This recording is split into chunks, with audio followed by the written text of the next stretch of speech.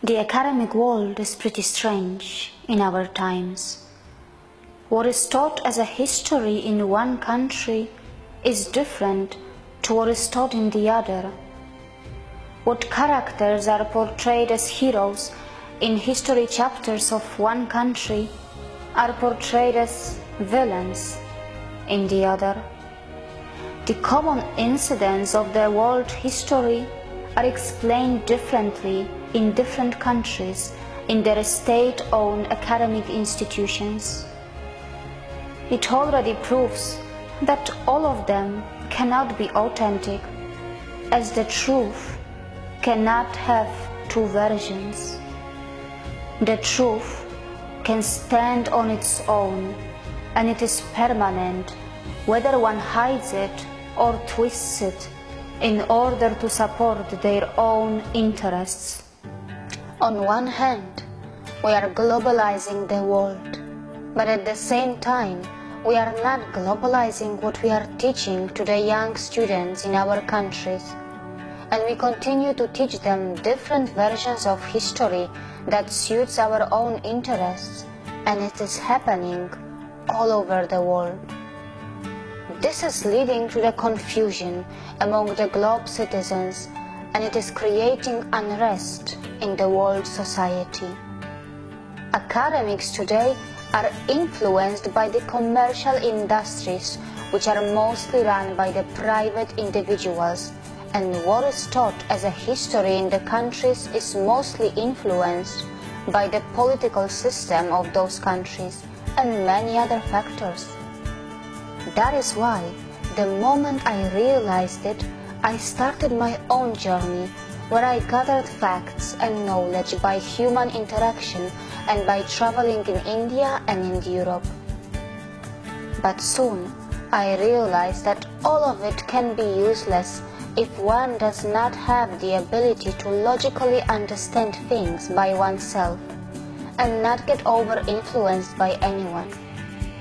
That is why I started to learn certain types of yoga to strengthen my mind, which, in my opinion, gave me the power to filter the right and wrong.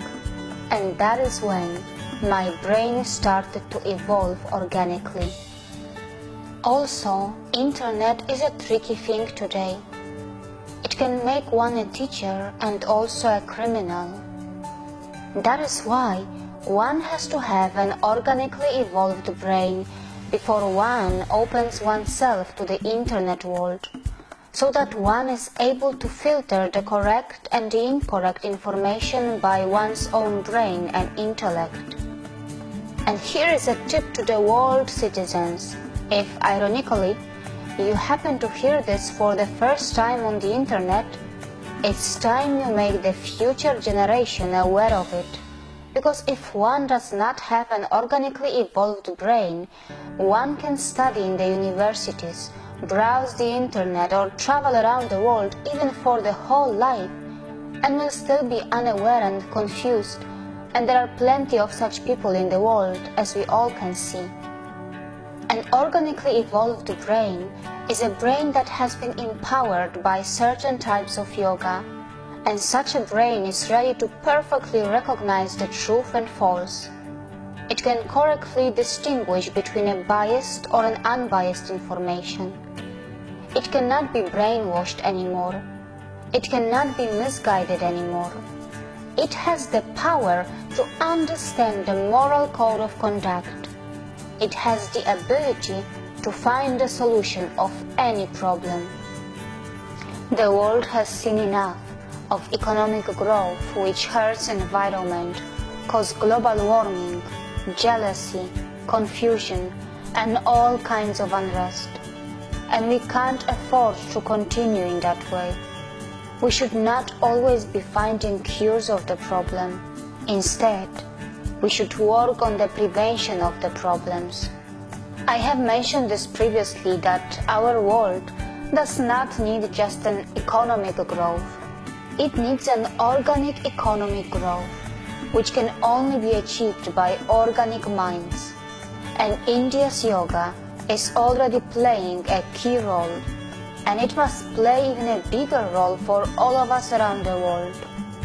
Yoga, when understood correctly and practiced in a right way, can empower the minds and thoughts by converting them into organic to make our world a place which does not suffer from confusion, discrimination, hate, or jealousy. I have been a student of the ancient wisdom of this nation that we know as India.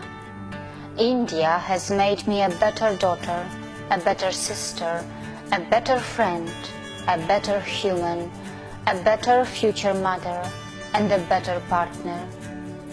I have undergone a complete transformation in this country. This country provided me access to the great knowledge, and today I am able to express what I have learned from here with you. I am not telling you anything that is not already known to the great spiritual masters of India, and there are still plenty of them all over this country. I am only a little learner, a student of the ancient wisdom of India, and I will continue my journey as a student. It is now that the world needs India more than ever before. And it is not just because India is the fastest growing major economy in the world.